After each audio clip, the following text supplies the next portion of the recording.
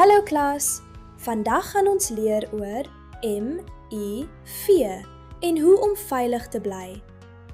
Dit is belangrik om te weet hoe dit versprei, maar ook hoe dit nie versprei nie. HIV kan slegs oorgedra word deur sekere liggaamsvloeistowwe, soos bloed. Dit gebeur nie sommer per ongeluk nie. Jy kan nie HIV kry deur iemand 'n drukkie te gee, hande te skud of saam te eet nie. Dit versprei ook nie deur toilette, hoes, nies of muskiete nie. Ons kan almal veilig saamspeel. As iemand bloei, moet jy nooit self aan die bloed raak nie. Roep dadelik 'n volwassene. Hou ander maats weg en laat 'n opgeleide persoon met handskoene die korrekte skoonmaakprosedure gebruik.